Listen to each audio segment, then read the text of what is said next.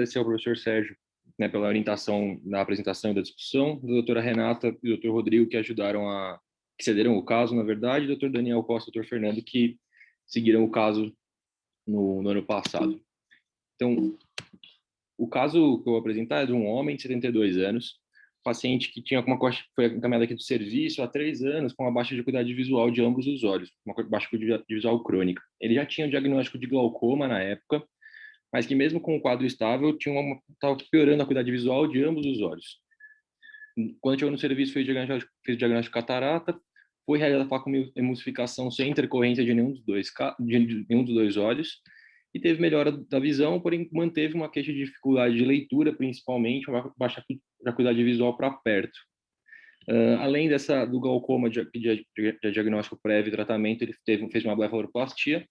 De antecedentes pessoais, ele já era um paciente com diabetes não insulino dependente e com hipotireoidismo. No exame oftalmológico do paciente, ele tinha uma acuidade visual com correção, né, de 0,9, 0,4, a refração de mais meio com menos 2,5 de astigmatismo a 180 graus dos dois olhos, sem alterações na motricidade ocular ou nos reflexos pupilares. Na biomicroscopia não tinha nenhuma opacidade, era pseudofásico, com tópica e uma pressão intraocular de 9 e 8, nos olhos respectivamente. Na fundoscopia, essa é a fundoscopia do paciente do olho direito, né? À esquerda, a retinografia mesmo no olho, e à direita, uma reconstrução multicolor feita pelo OCT. Aqui a retinografia e a reconstrução também multicolor do outro olho, do olho esquerdo. Essa é a angiofluorescinografia do paciente, a fase de 1 minuto e com 9 minutos do olho direito, e do olho esquerdo de 1 minuto e 9 minutos. Esse é o OCT do paciente, do olho direito. O OCT do olho esquerdo. E aqui eu vou destacar os cortes foveais, tanto o horizontal quanto o vertical do olho direito, quanto o corte foveal horizontal e vertical do olho esquerdo. Esse ainda é o OCTA do olho direito, plexo superficial e plexo profundo. E o OCTA do olho esquerdo também, plexo superficial e plexo profundo em destaque. E daí, em frente a esses achados, acho que a gente vai abrir para a hipótese diagnóstica e conduta. Então, paciente com 72 anos, visão praticamente normal no olho direito, redução de visão no olho esquerdo. A gente viu no OCT as causas. A anjo, OCT e OCTA são típicos dessa lesão. Quem queria comentar?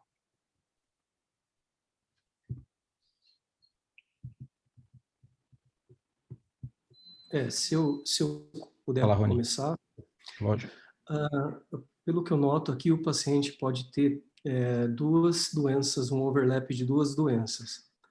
A primeira seria a presença de cavitações, principalmente na região temporal da fóvea, com o ACTA mostrando vasos telangiectásicos.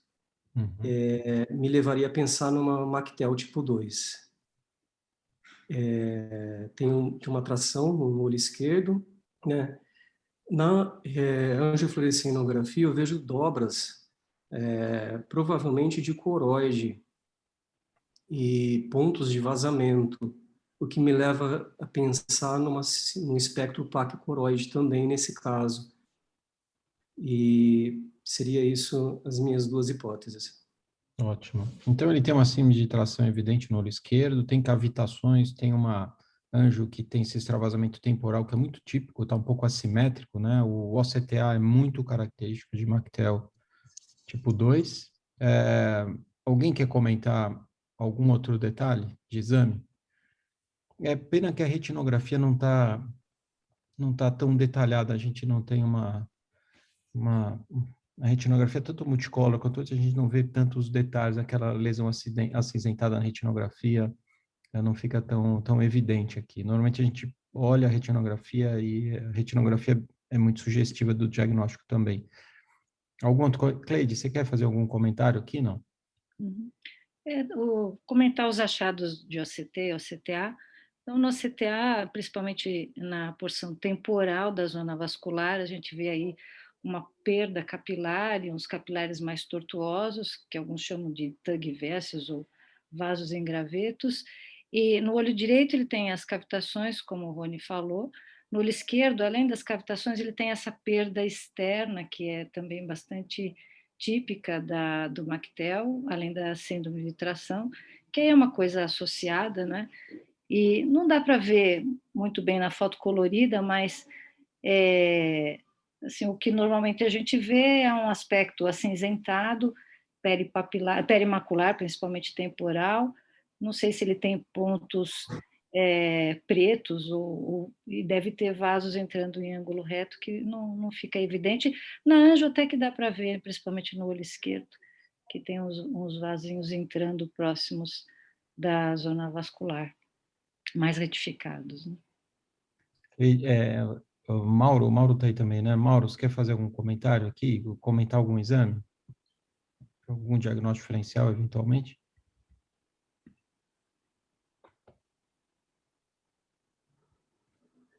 Alguém mais quer comentar? Hélio? André? John? Eu concordo, eu acho que é um quadro de Mactel tipo 2 e um componente de síndrome de tração aí mais evidente no lado esquerdo, né? Uhum. Alguém se atreveria a fazer alguma coisa para síndrome de tração num paciente com Mactel com tantas cavitações nesse olho esquerdo? John? Hélio? Faria nada. Concordo, John. Hélio?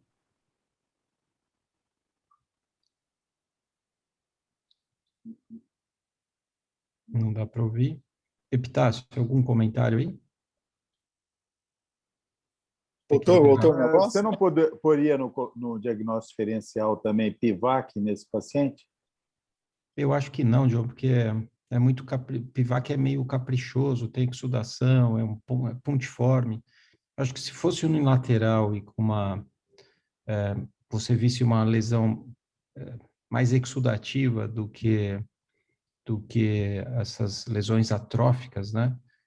Do que essas cavitações, talvez, John. Mas eu acho que... E essas dobras, hein? Eu acho que ele tem dobras de coroide associadas, mas independente desse quadro. Mas não tem, por exemplo, aqui não dá para dizer, mas não parece que tem uma PAC coroide. Inclusive, temporal, a impressão que tem que até é mais fina essa coroide temporal aqui do lado direito. Não, e esquerdo também, os dois, é mais fina até. Eu concordo. E PAC coroide, você precisa ter, assim, é um diagnóstico diferencial, o Rony falou, talvez entraria num diagnóstico diferencial aí, você olhando a cor, mas você precisa ter vasos da camada de Haller bem dilatados, comprimindo a coroide interna. Às vezes você vê mesmo pacientes com coroide com mais de 350 e não vê esse aspecto, esse padrão, né? Então, além da coroide espessa, você tem que ter uma alteração morfológica da coroide que sugira isso também, né? Algum outro comentário? Então, observar só o olho esquerdo, apesar da síndrome de tração. Eu acho que você não vai conseguir melhorar muito esse 0,4 removendo essa tração. Né? Ele já tem lesão na retina externa lá embaixo, né?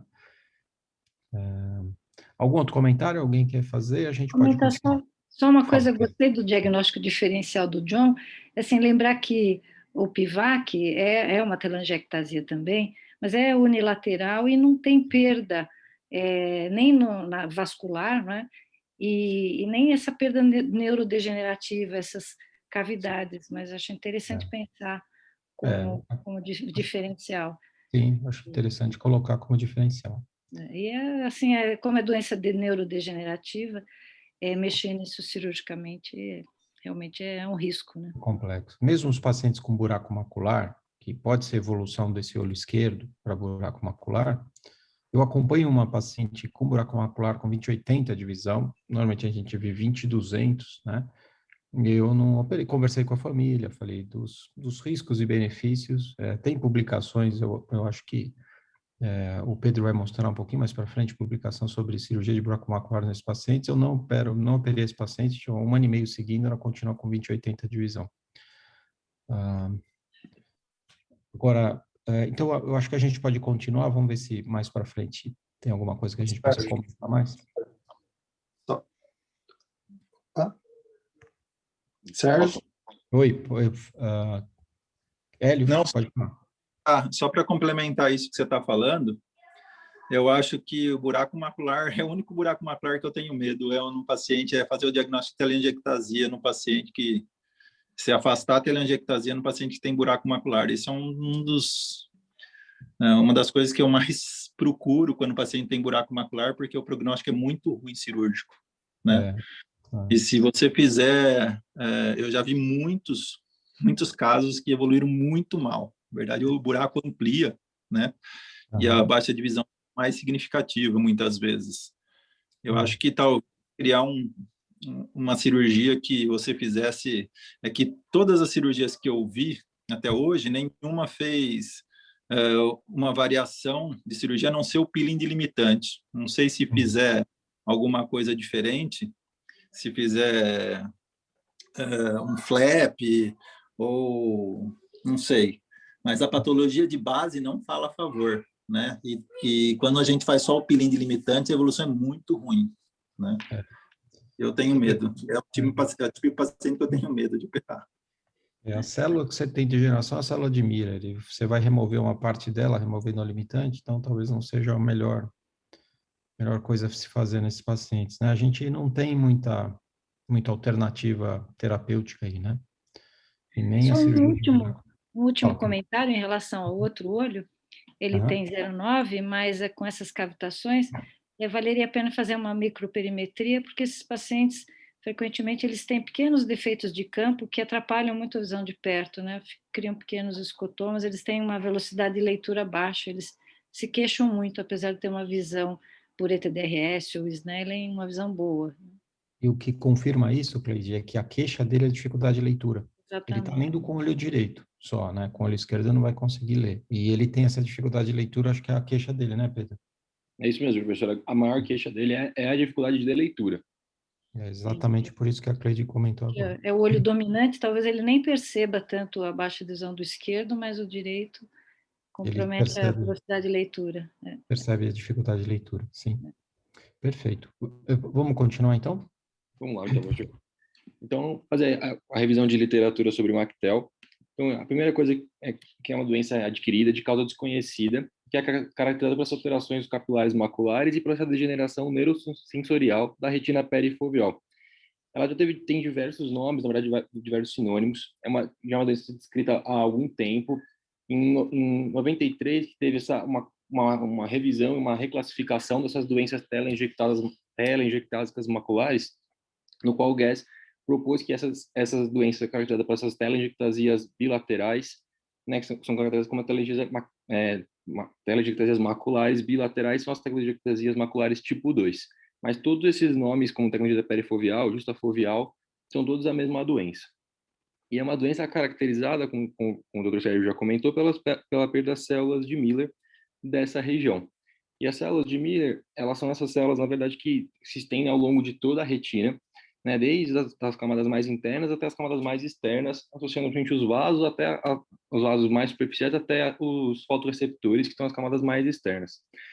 Elas têm diversas funções, muitas ainda em pesquisa, mas eu trouxe algumas que são as que eu considerei um pouco mais relevantes, pensando que a primeira função dela é a própria função de suporte no sentido estrutural da retina, e que uma vez que perde suporte, a retina tem essas instabilidades, essas alterações, cavitações que vão se formando com a doença.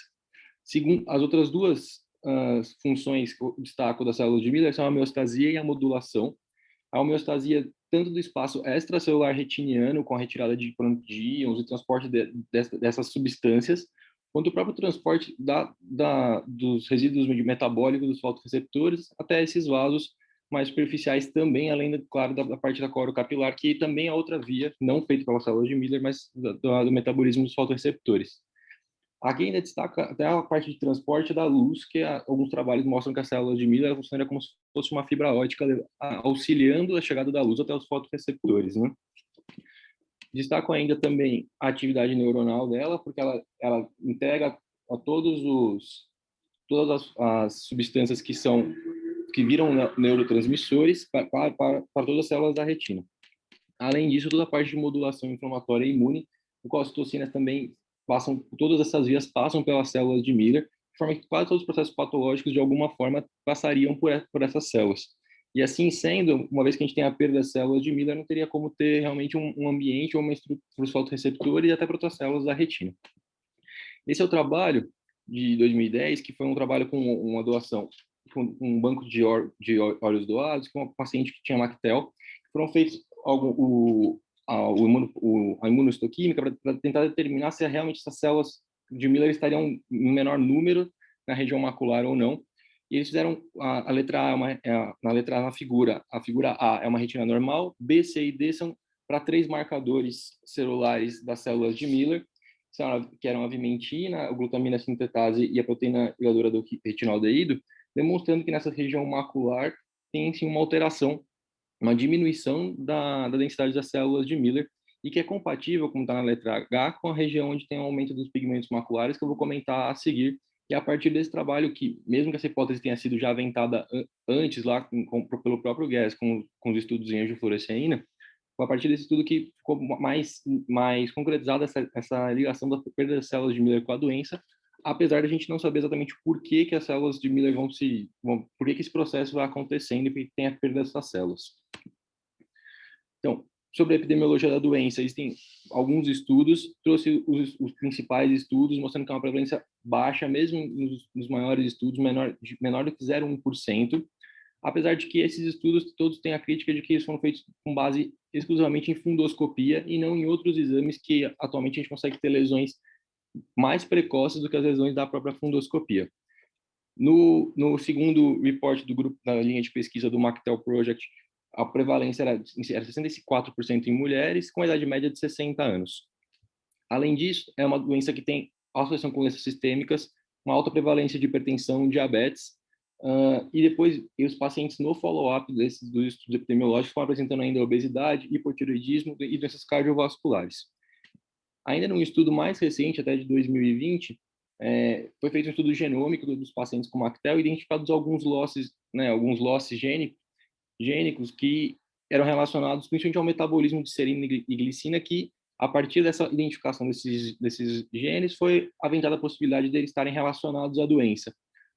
E foram testados ao todo 946 metabólitos, quais 121 tiveram alterações estatisticamente relevantes entre pacientes com e pacientes sem Mactel. A grande maioria destes eram relacionados ao metabolismo lipídico, sendo que principalmente a concentração de serina e de glicina sérica eram diminuídas nesses pacientes. E que, portanto, deve ter alguma alteração metabólica ou lipídica que deve estar influenciando essa patologia, mas que a gente também ainda não sabe exatamente qual seria esse mecanismo. Quase todos os outros lípides, na verdade, tinham aumento da concentração sérica, com exceção da serina e da glicina, que são diminuídos, e outros metabólitos estão relacionados só nas vias séricas desses dois lípides. Então, a apresentação clínica é uma doença bilateral, assimétrica, né? Normalmente um olho é mais acometido do que o outro, mas que a evolução vai acontecer nos dois olhos, sempre acometendo inicialmente a região temporal à fóvea, mas com a evolução, toda a região perifoveal acaba sendo acometida. A principal queixa é a dificuldade de leitura, exatamente pelo local da localização das lesões e metamorfopsia. E, em geral, a acuidade visual não é tão baixa quanto outras patologias. Assim, normalmente é moderada, mas tem a possibilidade de casos mais graves, principalmente os que evoluem para a neovascularização, que acabam tendo perdas visuais mais graves. Como acho que foi outra coisa que comentou, esses pacientes, por causa dessa perda de leitura, eles referem um impacto de qualidade de vida, quando perguntados, muito maior. Foi no questionário de qualidade de vida, é o que foi evidenciado num dos reports, né, do Mactel Project. E, além disso, os fatores disso que eu vou acabar mostrando mais à frente, para pior acuidade visual, no diagnóstico, é o estágio já avançado de doença e alterações do EPR e os vasos em ângulo reto, que eu vou mostrar todos a seguir. Então, nos próximos 2 slides, eu vou comentar um pouco sobre a fundoscopia e sobre a angiofluoresceína, que são os exames os primeiros exames que fizeram o diagnóstico da doença, no qual as classificações foram baseadas, apesar de não serem mais tão usadas, né? Na fundoscopia existem várias alterações, né? Na letra A e na letra B são fundoscopias normais, mas que já mostram alteração na angiofluorescenografia, com essa hiperfluorescência nas regiões temporais, mesmo que não tenha alteração da fundoscopia. As letras C e D tem essa alteração da transparência retiniana, que dá essa coloração acinzentada, que o professor Sérgio comentou. Na letra C, principalmente na região temporal, e na letra D, ao longo de toda a região perifoveal, que seria o primeiro sinal fundoscópico da doença. E já com acometimento da angiofluorescência um pouco mais evidente, com os cistos capilares telangiectásicos, mas sempre nas fases tardias com essa alteração mais difusa da região perifoveal.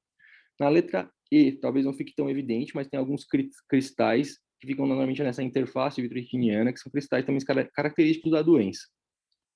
Na letra F, é destacado aqui um vaso em ângulo reto, que são esses vasos que, em vez de eles irem chegando na região perifoveal e afilando gradativamente até desaparecerem, eles têm interrupções retas, né? Por isso que o nome é ângulo reto, que na verdade é como ele adentra de uma vez na retina. Esse é o local, um sinal clássico da doença, que é o que foi utilizado na classificação antiga do Guess, já como classe 3 da doença. E trago aqui ainda as alterações mais tardias da doença, né, que são essas alterações de pigmentação de GPR, também que normalmente começam temporais à fóvea. Na letra G, ainda, na região foveal, a aparência de um possível pseudoburaco lamelar ou até um buraco, um buraco macular, que também é característico de fases mais avançadas da doença. Aqui eu não trouxe em nenhuma foto uma neovascularização, mas também são descritas as fases avançadas dessas neovascularizações, normalmente relacionadas a essas áreas de hiperpigmentação do EPR, que normalmente também estão associados às regiões onde estavam os vasos retos, em ângulo reto. Eu trago aqui também a autofluorescência. A autofluorescência, o que mais é um exame que tem uma alteração muito precoce da doença. Tem essa alteração clássica que é a hiperautofluorescência da região macular, que normalmente apresenta uma hipoauto pela absorção da luz dos pigmentos maculares. E a perda dos pigmentos maculares, que é característica da doença, faz com que a gente meio que tire o processo de bloqueio da autofluorescência e gere uma hiperautofluorescência. Eventualmente, nos pacientes que têm as lesões de EPR, também tem pontos focais de hipoautofluorescência, e essas alterações todas da autofluorescência são muito importantes, na verdade, no prognóstico visual. Elas demarcam muito os pacientes que vão ter uma piora de prognóstico visual, que vão ter uma doença que vai acabar evoluindo, né, um pouco pior. Trago ainda o OCT. O OCT tem essas lesões características que os professores já comentaram. São várias alterações e que elas seguem relativamente uma ordem cronológica. A letra A é um OCT normal, e as primeiras alterações que são descritas são as da letra B e letra C, que é um aumento da espessura, um aumento do tamanho da depressão foveal, esse alargamento da depressão foveal, e aqueles cristais, esses pontos hiperreflexivos na membrana limitante interna, que são característicos das fases iniciais da doença. Com o avançar da doença, com a perda das células de Miller, a estrutura retiniana fica comprometida e vão aparecendo essas cavitações inicialmente na retina interna, mas que ainda com o avançar também podem aparecer na retina externa, gerando perda da estrutura retiniana, também perda dos fotorreceptores das camadas externas.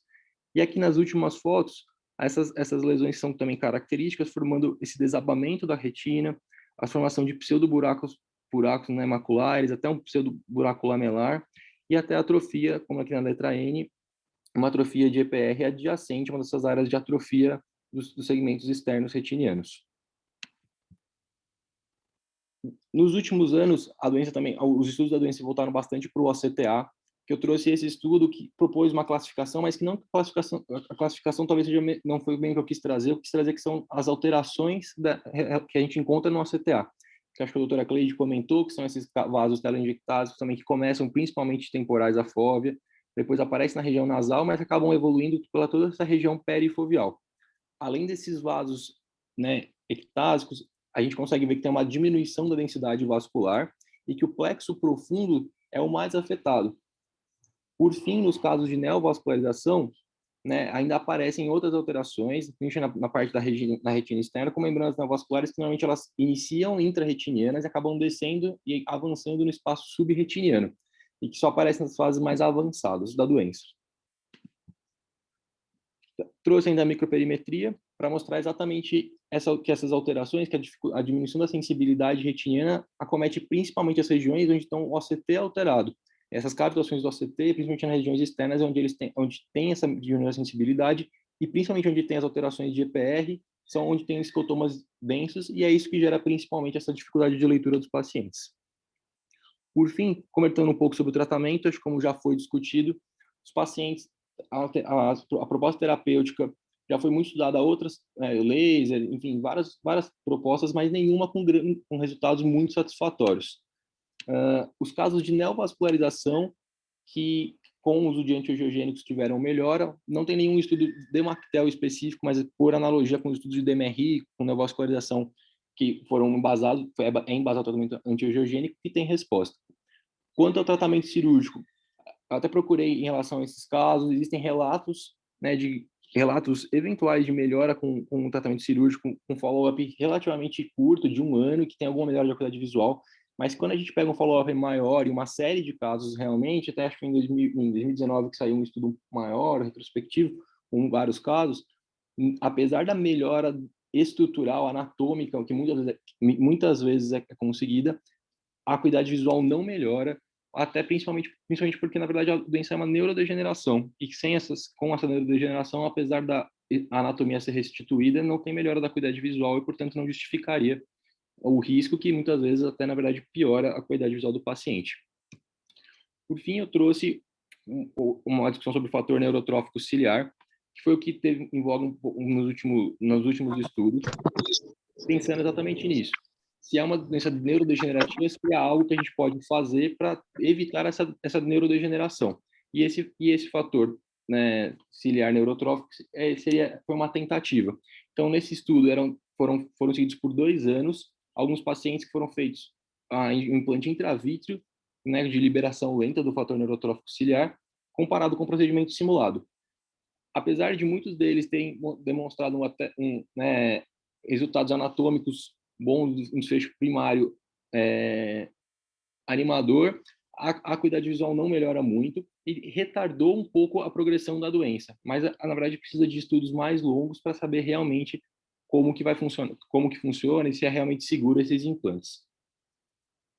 Enfim, era isso que eu trouxe para discutir. Obrigado. Obrigado, Pedro. Excelente. Se alguém tiver alguma outra consideração, pode falar no chat e colocar, a gente responde para a gente ir mais rápido para a imagem. Parabéns, Pedro. Excelente a revisão aí. E nada. Agora o Pedro Braga vai falar da imagem da semana. Vou compartilhar aqui, professor. Tá, e daí pode começar. Pode começar? Bom, boa noite a todos. Meu nome é Pedro Braga, vou começar, então, a apresentação da imagem da semana agora. Queria agradecer ao Dr. Sérgio pela seleção do caso e pela ajuda aqui no preparo da revisão também. Então, nosso caso começa com uma mulher de 87 anos, que, numa consulta de rotina, apresentou baixa de acuidade visual no olho direito. Em relação às consultas prévias, ela não tinha nenhum antecedente digno de nota, e aqui só mostrando que na avaliação a acuidade visual, que previamente era 20/40, foi para 20/50. Esse daqui foi o OCT, realizado aqui nessa visita. Aqui a gente tem uma imagem, né, comparando com o OCT prévio de 8 semanas antes, mostrando como era o aspecto da retina previamente. Bom, seguindo aqui, mostrando a imagem do OCTA, realizado pela paciente nessa ocasião também. Aqui nesse ponto... Opa, perdão, professor, pode falar. Volta um pouquinho. Mais nesse ponto, alguém quer fazer alguma hipótese diagnóstica aqui? A gente vê uma paciente com idade, com esse sinal de dupla camada, com cistos intrarretinianos, com alguns pontos hiperrefletivos na nuclear externa. Agora passo ao OCTA. Então, baseado nesse OCT estrutural e no OCTA, qual que é a hipótese diagnóstica aqui?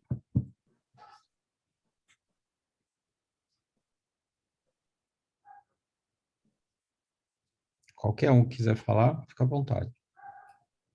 Ela poderia ter uma alteração de Mactel também. Ela tem essa cavitação atrófica em cima, não parece cisto de edema, parece cavitação atrófica. E também tem o alargamento da zona vascular, tanto a superficial como a profunda. Claro que foi mostrado um olho só, né? O outro olho, Teresa, não tem nenhuma cavitação. Ah, tá. Então tá bom. E a alteração... Uma membrana nevascular tipo 1, Sérgio, o que você acha? Pode Ou ser. até RET também. Tá, mas assim, Leandro, onde está o neovaso, a nevascularização dela aqui no OCTA? Não aparece. Oi, não. Então, Leandro, a minha pergunta é a seguinte, a hipótese diagnóstica aqui, talvez a principal, seja uma nevascularização tipo 1 ou tipo 3, certo? Como você falou. Certo. Aí a gente fez o OCTA aqui para avaliar, então trouxe o OCTA para avaliar melhor. Você consegue identificar a nevascularização aqui? Não tem no celular e andando, eu não consigo ver nada. Então, eu vou te ajudar, Leandro. Não é visível neovascularização na retina externa vascular, nem na córnea-capilar, não dá para identificar neovascularização aqui, tá? Você quer avançar? Então, assim, essa é a principal hipótese, certo? O paciente de idade e tal. Se esse quadro fosse bilateral, você poderia pensar até numa cavitação, como a Maria Teresa falou, uma segunda hipótese, mas a hipótese principal é a vascularização aqui, né? Tem algum outro exame para você mostrar, Pedro? Isso aqui com a CTA realmente não tem nada, fica tem mais um aqui, professor. Só. Não é? Tá. Então, aqui na ANJO, pode continuar, Pedro, descreve aí. Bom, e aqui é o último exame que a gente vai mostrar dessa paciente, que está mostrando aqui a retinografia e a angiofluoresceinografia mostrando o extravasamento aqui na região perifoveal. E essa seta aqui, depois eu vou explicar mais para frente, mas ela está mostrando apenas um vaso um pouco mais engurgitado, mas sem alteração vascular mesmo evidente. Então, parece que a exudação que ela tem vem de alteração de permeabilidade relacionada a esse vaso que está apontado com a seta. E é justamente esse vaso, Pedro, você me corrige se eu estiver falando errado, mas esse vaso está na região dos cistos que a gente vê, tá? Exatamente. Então, o que está causando isso? Ela não tem uma membrana vascular identificada no CTA, que poderia ser a causa disso, né? E o extravasamento vem de um vaso maior, né? Então, existe uma condição para isso? Qual que é a fisiopatologia associada a isso? Como é que a gente trataria isso? Tá? É isso que nesse caso quer mostrar. Então, se vocês tiverem alguma outra ideia sobre forma de apresentação de uma DMRI exudativa. Ela tem, né? Ela tem drusa, ela tem alterações pigmentares, ela tem sinal de dupla camada, ela tem alteração no EPR, ela tem uma degeneração macular e tem cistos, mas aparentemente não tem uma membrana neovascular visível no CTA. Será que a membrana tem um fluxo muito baixo e não aparece no CTA? Talvez fosse uma hipótese, mas essas membranas de fluxo muito baixo, em geral, formam talvez fluido subretiniano ou cistos menores do que os cistos que ela tem. E ela tem essa dilatação vascular nesse vaso identificado na anjo, e é daí que você tem o extravasamento. E eu acho que essas duas condições, esse vaso maior e a condição básica dela, tem uma relação em comum. Né? Alguma ideia? Alguma outra ideia aí?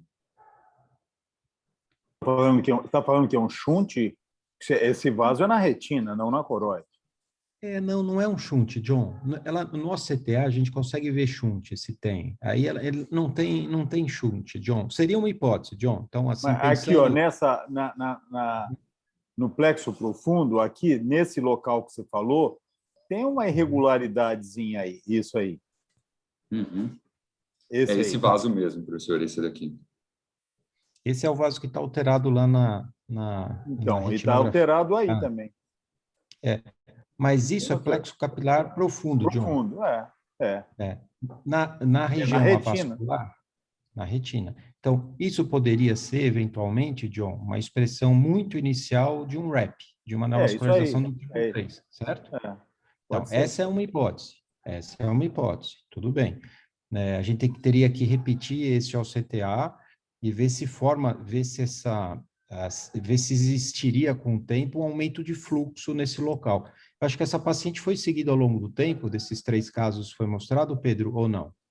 Ela foi seguida sim, professor. Eu vou falar mais para frente, mas essa paciente ela foi seguida por 35 semanas, se eu não me engano, fez tratamento com a aflibercept e em nenhum momento ela evoluiu com membrana, nem membrana tipo 1, não evoluiu com RAP também. Tá. O Vinícius tem uma pergunta aqui, se tem alteração da permeabilidade do vaso, porque não extravasa na anjo? Ele extravasa, Vinícius. Ele está extravasando na anjo, exatamente. Ó, você tem extravasamento, olha, aí apontado na seta vermelha, você vê a fase inicial, uma fase mais avançada, uma fase tardia, com quase 4 minutos, você vê extravasamento. Tem extravasamento desse vaso maior. O que o John está propondo é que poderia ser um início, muito início de uma neovascularização tipo 3, de um RAP. O RAP pode começar assim. Outro olho não tem plexo nada? Outro olho tinha alguma coisa? Pedro? Não, Não eles lembro. não citam nem essa alteração só nesse olho, professor, não fala nada do outro. Olho. Eu acho, John, que o outro olho estava sendo tratado, se eu não me engano, desses 3 casos, pelo menos 2 deles estavam sendo tratados de neovascularização tipo 1 no olho contralateral, e por isso que eles têm tantos exames desses olhos que têm poucos sintomas. Sim. Né? Exato. Tá. Então, é uma entidade que eles definem como uma entidade nova, e que por isso que é importante a gente saber do que se trata aí, né? O Rodrigo está perguntando se teve mudança do cisto com anti-VEGF. Teve. Eles injetaram antiangiogênico e reduziu o cisto, tá? Então, isso está relacionado com expressão maior de VEGF, tá? E no artigo eles explicam as causas da expressão maior de VEGF. Então, o Pedro vai continuar. Exato. Então, vou dar continuidade. Então, como o professor já disse, é um caso mesmo de uma DMRI exudativa sem membrana neovascular. E aí a gente vai falar justamente desse assunto, então, porque a princípio a gente pensa na DMRI exudativa, principalmente como uma causa importante de baixa acuidade, e a gente sempre associa a DME exudativa com o líquido subretiniano, evoluindo muitas vezes com líquido intra, também associado a uma membrana neovascular, seja ela do tipo 1, que é a mais comum, mas também tipo 2 e o RAP, inclusive. Mas aí fica questionamento, né? Então, sempre que a gente tem exudação, tem que existir necessariamente uma membrana neovascular? Pensando na origem do líquido intraretiniano, a gente pensa que ele vai, primeiro, né, se manifestando nessa forma de espessamento, né, da retina, com cistos. É importante aqui a gente diferenciar esses cistos de cistos degenerativos, e eu vou citar isso um pouquinho mais para frente para não me estender agora. Mas pensar que o líquido ele tem 2 origens. Ou ele veio do vazamento dos vasos que estão, né, os vasos intraretinianos, ou ele veio do espaço da coroide, uma membrana neovascular, que o líquido começou a vir e ele progrediu para dentro da retina, né, provavelmente associado a um defeito na membrana limitante externa. E a origem, né, desse líquido, por que ele viria desses vasos? Né? Então, ou você tem um vaso normal, um vaso saudável, mas que está com a permeabilidade aumentada, por exemplo, pela ação de uma grande quantidade de VEGF, né, que não deveria estar ali normalmente, ou um vaso normal que sofre uma alteração, como uma alteração neurismática, por exemplo, ou é um vaso que nem deveria estar ali, né, um vaso novo na neovascularização, então um vaso doente, mal formado e que acaba extravasando. E aí, esse trabalho que a gente mostrou, eles justamente estudaram 3 casos de pacientes com DMRI não neovascular que apresentaram baixa de acuidade visual, ou menos o terceiro paciente, mas que apresentou alguma alteração nos exames de rotina. E aí, o ACT sempre mostrou sinais de líquido intraretiniano. E aí, como que eles fizeram? Eles não só fizeram a retinografia, o OCT estrutural, fizeram um OCTA que a gente já está habituado, mas fizeram esse DB-OCTA, que eles chamam, que é um OCTA dense, em que eles tentam, fizeram esses cortes mais densos, mais finos, bem localizados, para justamente tentar pegar essas membranas bem iniciais, com fluxo baixo, e não perder de repente, algum quadro bem inicial. E esses pacientes foram tratados com anti-VEGF, exceto o terceiro caso que eu vou mostrar aqui mais para frente.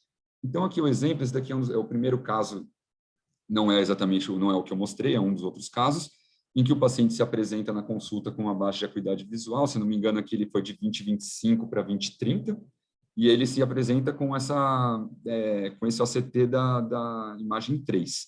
Né? Na C1 mostra aqui como ele era na primeira consulta, depois ele evoluiu com cistos, mas foi optado por não tratar, porque não tinha baixa de visão, e depois foi optado pelo tratamento. E aqui a gente consegue ver uma boa resposta no primeiro mês, após a injeção de Eylea, e depois de 5 meses evoluindo de novo com cistos, tendo uma recaída e fazendo novamente o tratamento. Aqui na figura ao lado a gente vê a angiofluor mostrando novamente o extravasamento e o OCTA sem evidências de nenhum tipo de neovascularização. Aqui, esse é o tal do OCTA dense que eles fazem, né? Um corte bem específico numa área bem delimitada para poder fazer essa avaliação e ver se não tem nenhum processo, algum fluxo anômalo, alguma membrana inicial. E aqui o que eles mostram é justamente que está tudo normal nesse paciente. Esse daqui é o outro caso, esse sim é um paciente que não apresentou baixa de acuidade visual, mas que no exame de rotina, né, comparado com o exame prévio, tinha apresentado esses cistos, e aí ele manteve o segmento, e aí os cistos até aumentaram depois ali na semana 27. Novamente aqui ele mostra o OCTA e o OCT dense ao lado, mostrando essas alterações, né, mostrando que não tem nenhuma evidência aqui de neovascularização nesse caso também. Então, qual que seria mais ou menos a ideia que eles propõem? Que tanto alterações na corocapilar, o paciente já apresenta um fluxo reduzido, o fluxo intrarretiniano também é prejudicado nesses pacientes, já se sabe, e a própria migração do EPR, por causa, né, dessa área isquêmica, ele tende a migrar para dentro da retina para áreas de maior oxigenação. Isso tudo estaria associado ao aumento do nível do VEGF no espaço intrarretiniano. E isso estimularia os vasos, principalmente do plexo capilar profundo, a ter extravasamento, que é uma região que já se sabe que é uma área de maior susceptibilidade, tem uma alta demanda e um fluxo um pouco pior. E aí acaba evoluindo com cistos, aumento da espessura. A questão é, a gente sabe que tanto PVAC, REP e outras membranas também têm essa associação com o aumento do VEGF, mas tem algumas outras algumas outras toxinas, algumas outras coisas da fisiopatologia que ajudam a gente a entender um pouco por que acaba evoluindo para um lado e não para o outro. Então, aqui é uma figura que o artigo coloca que é bem interessante, comparando as 4 situações que eu vou elucidar aqui, que fazem esse diferencial e que já foram citadas durante a discussão também. Então, aqui, falando primeiro, inicialmente, aqui do REP, né, da membrana tipo 3, num estágio bem inicial. O que eles propõem? Eles dizem que vai se desenvolver geralmente aí numa área de atrofia importante, né, tanto da retina externa, ou incluindo o EPR, inclusive, e que nessas áreas, né, essas áreas de RORA, como eles chamam, existe um estímulo importante para a gliose. Então, as células de Miller acabam fazendo um processo fibrótico por causa dessa deficiência, dessa morte neuronal, penetram o EPR e elas sofrem um shift também, porque geralmente essas células elas têm uma característica angiostática, elas produzem, estão relacionadas com produção de fator endotelial associado ao epitélio pigmentar, o PEDF, que é um inibidor, né, da proliferação vascular, e acaba sofrendo esse shift, então, associado com produção de VEGF, o fator de fibroblasto, e aí você acabaria, isso tudo levando a uma proliferação, né, do neovascular nessa região do plexo profundo em sentido à coroide, né, seguindo um gradiente, inclusive, do próprio VEGF. E no OCTA a gente veria aqui, como ele mostra bem, esse fluxo anômalo na retina interna, indicando a presença dessa neovascularização. O PVAC, que também foi lembrado aqui, que está, né, o Perifoveal Exudative Vascular Anomalous Complex, está associado a uma dilatação aneurosmática perifoveal. Então, aqui você não vai ter também evidência de neovascularização, e a questão da atrofia importante na região também não é uma constante. Então, eles até citam que, nesse caso, a fisiopatologia não está tão associada com as células de Miller, e estaria mais associada a um extravasamento pela deficiência do vaso, né, que quando forma essa lesão aneurosmática, perde a capacidade ali de manter a barreira hematoretiniana interna, e é isso que a gente vai perceber aqui no OCTA. Eu não falei no outro, mas você consegue ver em cima, aqui na imagem de cima, aquele corte denso aqui no alface, mostrando justamente a lesão característica, né? a membrana tipo 1 também pode estar associada nesses casos. E aí, a membrana tipo 1, quando ela ocorre nessas áreas de aura, então que vai ter uma atrofia importante do EPR da retina externa, novamente, como eu disse já no caso do RAP, você vai ter um estímulo de gliose importante e você vai ter essas conexões gliais entre a retina externa e o espaço sub-EPR muito mais importantes e mantendo bem essa adesão, né? E isso, quando associado à membrana tipo 1, vai levar à formação desse líquido intrarretiniano, ao aumento da espessura, a formação de cistos.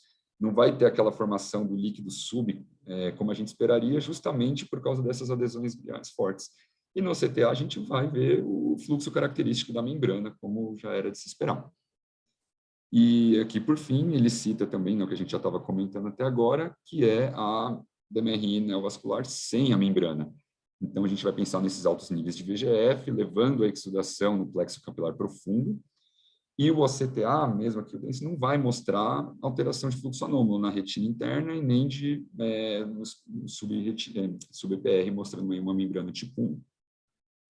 Então, o que a gente tem que lembrar é que DMRI neovascular e exudativa não são necessariamente sinônimos.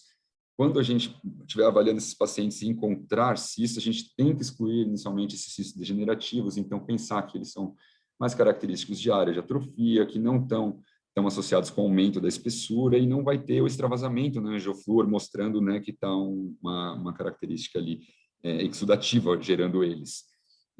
O processo isquêmico associado a altos níveis de VEGF, quando ele se associar a essas diferentes alterações das citocinas, alterações nas células de Miller, vão levar ao aumento do fluido intrarretiniano, mas a depender do que você tiver dessas outras características, você vai ter uma alteração fenotípica diferente, como a gente acabou de explicar. E a DMRI exudativa não neovascular é um diagnóstico de exclusão, né? Não só desses outros diferenciais que a gente mostrou, mas tem que pensar que os pacientes podem ter retinopatia diabética, podem ter oclusão, pode ter mactel, pode ter uma série de diferenciais que a gente tem que excluir antes de pensar nesse diagnóstico também. E o importante aqui é justamente pensar que não necessariamente são cistos degenerativos, porque eles têm uma resposta ao tratamento com anti-VEGF, podem apresentar melhora, como a gente viu nos casos. Então, lembrar desse diferencial sempre. E é isso. Obrigado, professor. Ótimo, Pedro. Então a gente fez aqui a descrição de uma entidade nova, que esse artigo é o primeiro a reportar, que é essa degeneração macular exudativa, não associada a neovascularização macular ou membranas neovasculares, né? Então, se alguém tiver algum comentário para fazer, então sempre é mais incomum, e talvez isso seja até concomitante com quadros de atividade. Talvez numa área você não tenha membrana, noutra área você tenha, então é interessante, é para se levar em consideração. O artigo é muito bem escrito, o Freund é um dos coautores, e vale a pena ler, é muito, muito interessante. Eu li, mas então, se alguém não tiver... Eu li, mas não acredito.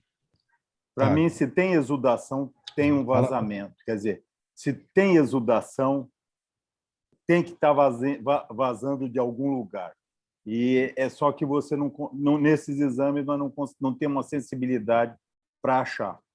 Mas eu acho que é bonito, é muita elucubração. Então, John, mas é muita elucubração, Sérgio. Eu acho que nós temos que ter autocrítica e temos que ter crítica o suficiente para não aceitar tudo que esse pessoal fala. Porque senão nós vamos ser macaco de auditório e bater palma para esses caras o tempo todo.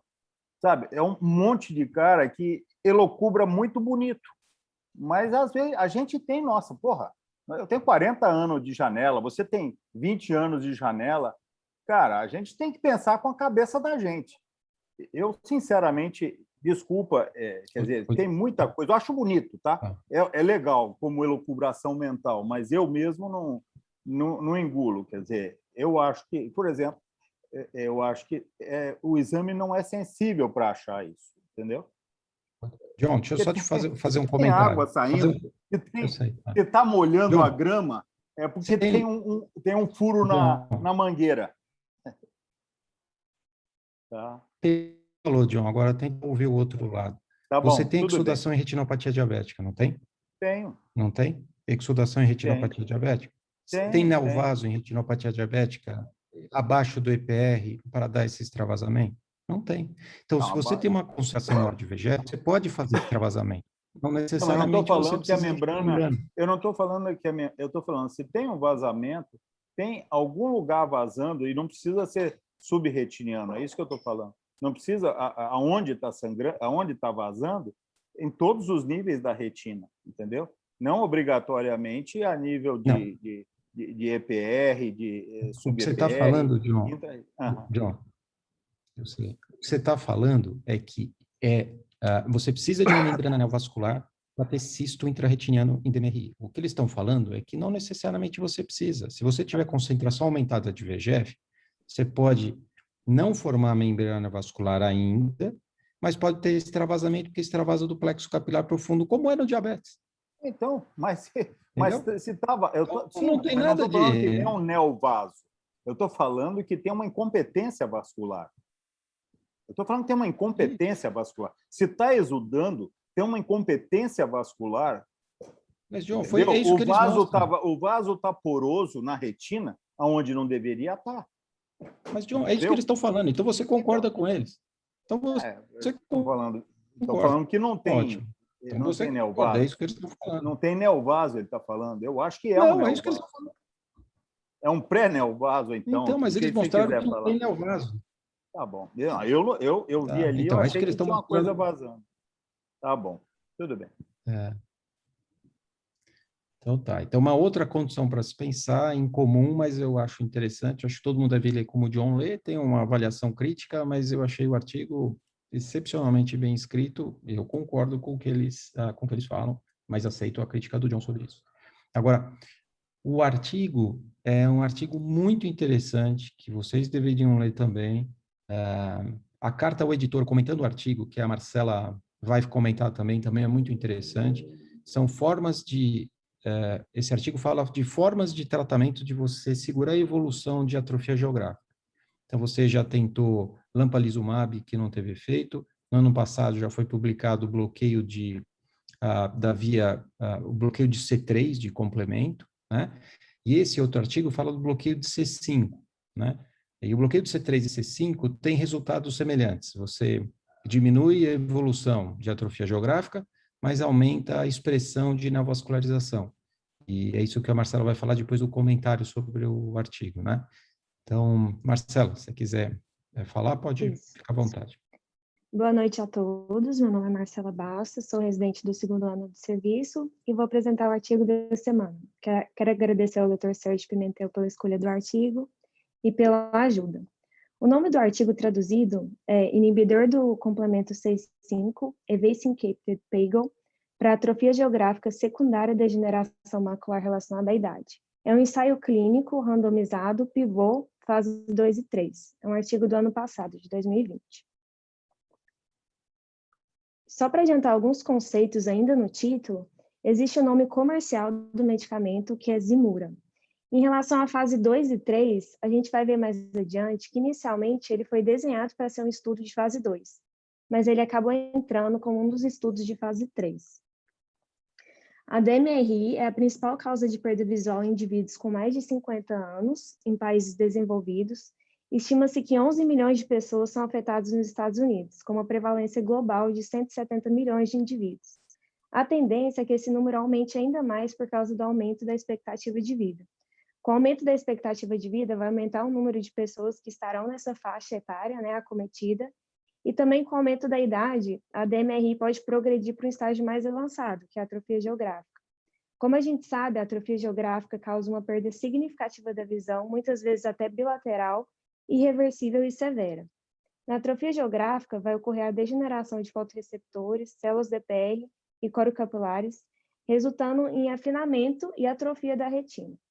E baseados em estudos prévios, como o Dr. Sérgio comentou, já foi demonstrada a importância do papel da cascata do complemento na degeneração retiniana secundária da DMRI. E aqui que entra o nosso estudo. Quando a gente olha essa figura, a gente assusta com essa cascata, que tem muita informação, Mas o que a gente precisa saber é que existem três vias de ativação: a lectina, a clássica e a alternativa. Essas 3 vias vão converger para gerar o C3 convertase, que vai clivar o complemento C3. Esse complemento C3 vai dar origem ao C5 convertase, que vai clivar o C5 em C5A e C5B, que são os principais componentes terminais da cascata, que vai levar à morte celular. E aí que entra o nosso medicamento, o Zimura. Ele é um inibidor potente e específico do complemento C5. Ele vai inibir a clivagem do C5, independente da via de ativação. Então, ele tem um potencial para desacelerar a progressão da degeneração das células retinianas, alcançando um possível benefício terapêutico na atrofia geográfica secundária DMRI. Então, em relação ao método, é um ensaio clínico internacional, prospectivo, randomizado, duplo mascarado, que envolveu participantes com atrofia geográfica secundária DMRI de 63 locais diferentes, entre janeiro de 2016 a outubro de 2018. O estudo consistiu em duas partes. Na primeira parte, à esquerda da figura, foram randomizados 77 pacientes, na proporção de 1 para 1 para 1, nos grupos Zimura 1 mg, Zimura 2 mg e um grupo controle simulado. Posteriormente, na parte 2, à direita da figura, 209 pacientes foram randomizados na proporção 1 para 2 para 2, nos grupos Zimura 2 mg, Zimura 4 mg e o grupo simulado. Eles receberam injeções mensais intravítreas e leitores mascarados quantificaram a área de atrofia geográfica com exame de autofluorescência, na linha de base, no mês 6 e no mês 12. Quanto aos critérios de elegibilidade, pacientes maiores com mais de 50 anos, ambos os sexos, a melhor acuidade visual corrigida tinha que ser entre 20/25 e 20/320 no olho em estudo. Em relação à atrofia geográfica, tinha que ser secundário a DMRI, central e não foveal, parte dentro de 1.500 micrômetros do centro foveal, a área total entre 1 e 7 áreas de disco determinada por uma triagem com exame de autofluorescência, e para aquelas lesões multifocais de atrofia geográfica, pelo menos uma lesão deveria ter uma área maior que 0,5 área de disco. Quanto aos critérios de exclusão, atrofia geográfica secundária, qualquer condição diferente de DMRI, em qualquer um dos olhos, entraria no critério de exclusão, por exemplo, induzido por drogas.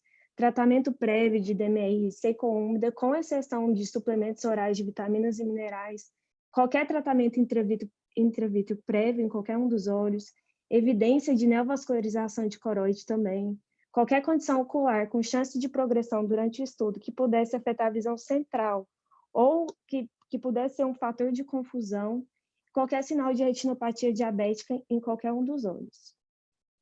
E quais foram os desfechos que seriam analisados no estudo? O desfecho primário de eficácia seria a taxa média de mudança na área da atrofia geográfica ao longo dos 12 meses, medidas em 3 momentos, como eu já falei, na linha de base, no mês 6 e no mês 12.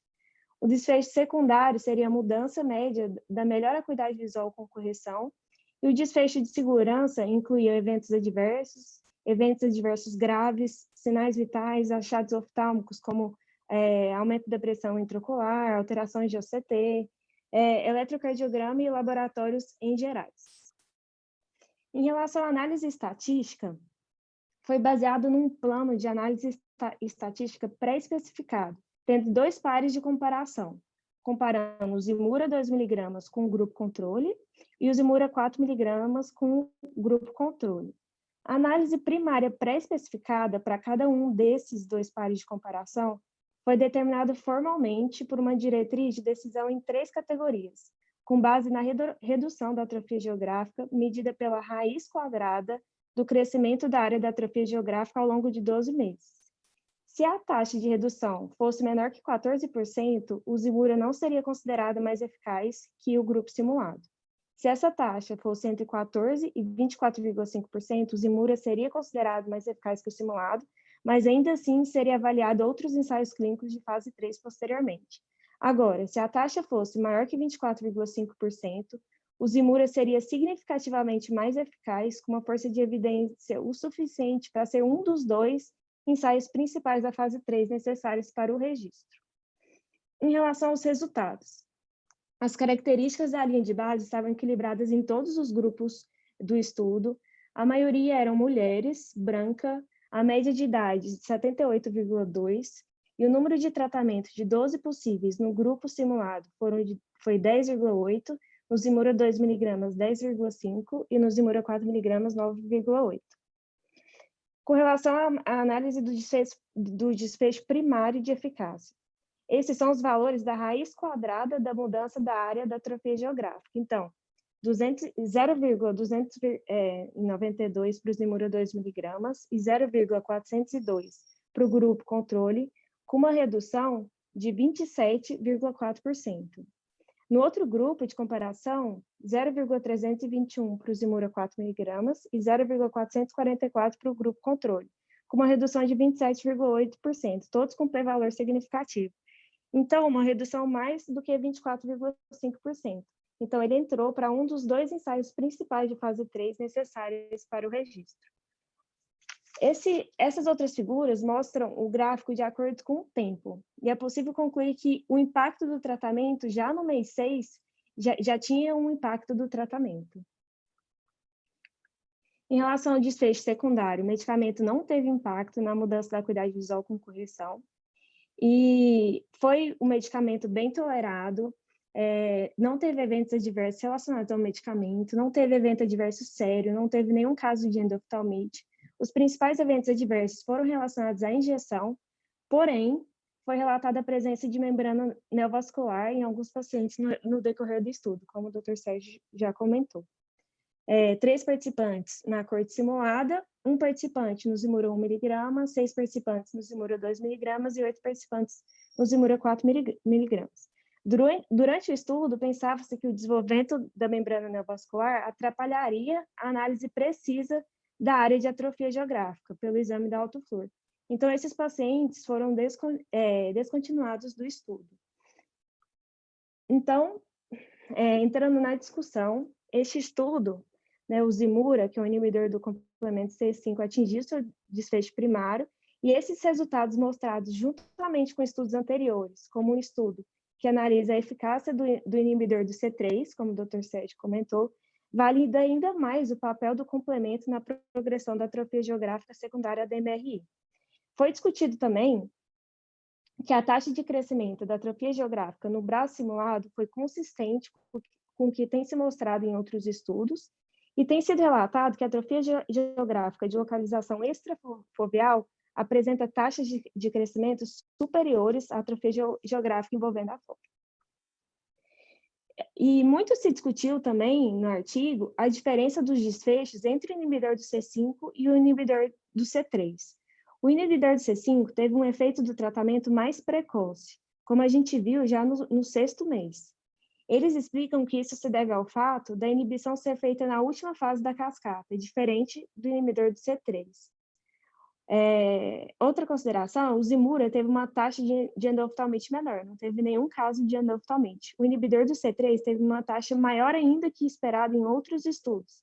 Eles explicam que é devido ao fato do tamanho da amostra, em relação aos outros estudos, ou pela própria biologia.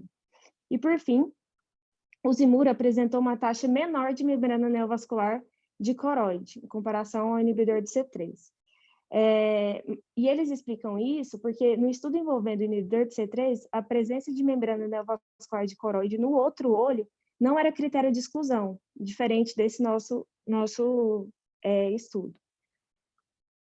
Ainda na discussão, tem uma carta ao editor sobre esse artigo que se discute sobre considerar se o risco aumentado de membrana neovascular que ocorreu em alguns participantes, tanto no uso do inibidor do C5 quanto no inibidor do C3, foi a causa, o efeito ou não está relacionado à progressão mais lenta da atrofia geográfica.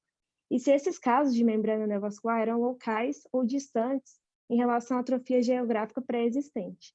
E aí ele elenca possíveis cenários para se pensar. Primeiro, membrana neovascular induzida pelo tratamento pode causar um aumento mais lento das lesões de atrofia geográfica existente ou a diminuição da incidência de atrofia geográfica local. O segundo cenário o aumento lento da atrofia geográfica induzido pelo tratamento pode causar um aumento do risco de membrana neovascular oxidativa local. O terceiro cenário, a diminuição da incidência de atrofia geográfica induzida pelo tratamento pode aumentar o risco de membrana neovascular especialmente em locais onde novas lesões de atrofia geográfica poderiam surgir, ou seja, a inibição do complemento poderia estar inclinando o equilíbrio da formação de novas lesões de atrofia geográfica para a formação de membrana neovascular. E o quarto, a inibição do complemento pode causar separadamente tanto a diminuição da progressão da atrofia geográfica quanto o aumento do risco de membrana neovascular, sem relação espacial ou biológica direta. E ele fala que a distinção entre esses cenários pode ser possível por meio de análises que avaliam as relações temporais e espaciais em atrofia e neovascularização. E ele conclui que, no geral, essas considerações poderiam ajudar a direcionar o tratamento de forma mais eficaz para o estágio apropriado da doença e melhorar a compreensão do equilíbrio entre atrofia e neovascularização. Então, como conclusão, esse estudo demonstrou que a inibição do C5 retardou a progressão de atrofia geográfica ao longo de 12 meses em olhos com DMRI. Os Zimura 2 mg e 4 mg foram bem tolerados. Eles atenderam a desfecho primário com eficácia semelhante. O Zimura 2 mg é administrado com uma injeção, enquanto 4 mg é administrado com 2 injeções devido à viscosidade do medicamento. O teste de confirmação de fase 3 vai comparar o Zimura 2 mg com o controle, que é o estudo GATHER2, e se mostrar benefício, essa terapia pode ser uma opção de tratamento para indivíduos com atrofia geográfica secundária a DMRI, que até então não existe tratamento. E é isso. Obrigada. Excelente, Marcela. Então, a Marcela fez um excelente resumo do artigo, um artigo muito importante, uma condição que a gente não tem como tratar hoje. E esse é um dos estudos que talvez possibilitem o tratamento dessa condição, que faz com que os pacientes percam visão de uma forma irreversível no futuro, né? E é interessante a carta que foi feita por um dos pesquisadores do NIH sobre os efeitos colaterais relacionados ao desenvolvimento de membrana neovascular nesses olhos. Ele fala desses 4 cenários que a Marcela brilhantemente mostrou, em que o estudo não possibilita a gente ter essa avaliação, mas que ele solicita aos autores para explicitarem melhor os dados, para a gente poder ter melhor essas conclusões, e a partir de um N maior de outros estudos também, né? Então, eu acho que esse artigo é muito interessante para a leitura. Não sei se alguém quer fazer algum comentário. Não sei se o Mauro está aí, ou se alguém mais quiser comentar, ou a gente pode seguir. Marcela, só uma coisa. Ele no estudo, ele fala que você na hora que está randomizado 1, 2, 2, eu acho que o de 2 miligramas, ele fazia o 2 miligramas mais um sham. Ele fazia 2 injeções. Então, não era uma só para ficar igual o de 4 miligramas, que não podia fazer uma injeção só, né? Isso, ele fazia não 2 é isso? injeções. Isso, justamente. Os 2 faziam 2, né? Isso, Até o grupo controle também fazia 2, só que 2 sham, né? 2 que... Para ficar todo mundo fazia balanceado. 2 injeções, isso. Por causa do de 4 miligramas, o de 2 miligramas e o sham faziam 2 injeções. Fazia 2, isso. Acho que até de olho na Intalmit nisso, para ver se dava. quer falar, hein? Dá para liberar o áudio do Mauro? O Mauro queria falar aqui, mas ele falou que ele está bloqueado. Bloqueado? Pô, você fala muito, Mauro. Fala aí, Maurinho. Opa, valeu, obrigado. Quase perdi vontade, vou te dizer, me senti super perseguido aqui. Não, acho que o fundamental desse artigo é que é a segunda candidata à medicação que mostra o mesmo resultado. Então, é quase como se a gente tivesse já 2 estudos. Então, o outro é do Apellis, que é o do C3, e os resultados são muito parecidos, não só de eficácia, como de segurança. Então, a sensação de que num prazo de tempo aí não tão longo que a gente vai ter um tratamento é bastante promissora, bem bacana ver que as 2 companhias com remédios que têm mais ou menos o mesmo mecanismo de ação estão tendo os mesmos resultados de eficácia e segurança. Enfim, acho que é bem capaz de dar certo isso aí. Isso aí para a gente seria ótimo, porque esses pacientes perdem visão de uma forma irreversível, né? Então, segurar isso por mais tempo, né? Seria uma ótima alternativa. E, Mauro, tem uma redução de 27%, 27,5%, né? Se colocar em média, em um ano de área de crescimento é significativo, né? Eles apresentaram já de 18 meses, eu acho que está apresentado de 24 meses. De 18, tenho certeza que já apresentaram, de 24, acho que ainda não, e, enfim, continua bastante interessante. É bem curioso que não mostrou ainda efeito sobre a acuidade visual, mas, enfim, provavelmente vai acontecer, né? Uhum, uhum. Os Quer dizer pacientes que o estudo é só anatômico, né? Só estrutural, né? Não vê função, né? Como Não, mas não, eles estão... endpoint, nem nada? Não, eles O vêm. endpoint, eles têm todos os endpoints tradicionais, mas a acuidade visual não mostrou ainda uma diferença clinicamente estatisticamente significativa entre os grupos. Mas é o é que problema. primeiro você perde área, para depois perder visão. O crescimento extrafoveal é maior que o crescimento foveal. Então, você tem pacientes com atrofia geográfica grande em torno da fóvea e com 20/20 de visão, mas perde visão lateral. Então, o negócio é estudar a área. Mais para frente, os pacientes do grupo controle devem perder visão central. Espero que os pacientes tratados não percam. E daí vai ter diferença de acuidade visual. Uma outra coisa interessante é a respeito da empresa, que no fundo a empresa é o iTech, né, do Macugen, que virou Oftotec e agora virou Iveric Bio. E todas essas drogas eles tinham já desde aquela época do Macugen. Foram, enfim, sendo desenvolvidas passo a passo, mas é o mesmo grupo. Então você já conhece o Zimura já faz um tempo, hein, Maurinho? Eu já conheço faz um tempo. Eles estudam também para Stargardt. Uhum. Tá. Então, o artigo é muito interessante. Eu acho que vale a pena ler, que é uma área que a gente explora pouco e espero que a gente tenha tratamentos eficazes aí, que isso seja liberado mais para frente, que se mantenha essa eficácia, né? Ao longo do tempo, como o Mauro está falando, 18 meses, é que ainda não foi publicado.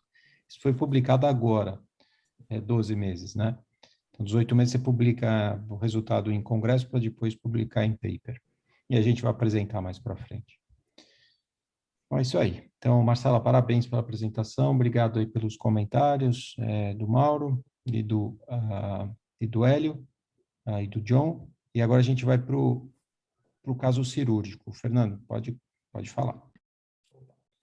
Boa noite, então, pessoal. Eu vou apresentar o caso cirúrgico de hoje. Queria agradecer a doutora Tatiana Tanaka e ao doutor Yoshitaka pela ajuda na condução e realização, inclusive, da cirurgia do caso.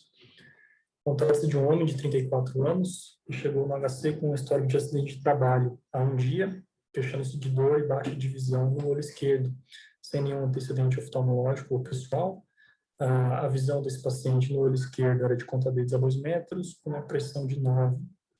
Aqui a gente tem as fotos da biomicroscopia do paciente, do olho direito e do olho esquerdo, que é o olho em questão. Mais fotos, atende-se mais para o olho esquerdo, que a gente tem bastante hiperemia conjuntival, tem uma reação de câmara com um flare importante, e aqui na conjuntiva superior parece que a gente já consegue ver uma porta de entrada de algum objeto. Essa é a retinografia do olho direito, a retinografia do olho esquerdo não foi possível pela opacidade de meios, e aqui na tomografia a gente consegue ver que tem um corpo estranho intraocular de 5,9 milímetros no olho esquerdo. Então, frente a esse caso, gostaria de abrir para alguma consideração, alguma conduta para possível discussão. Bom, então, quem quer opinar? Tem um corpo estranho intraocular, metálico. Você não consegue ver pelo fundo de olho? Porque você tirou uma foto boa lá. Não dá para ver com o oftalmoscópio?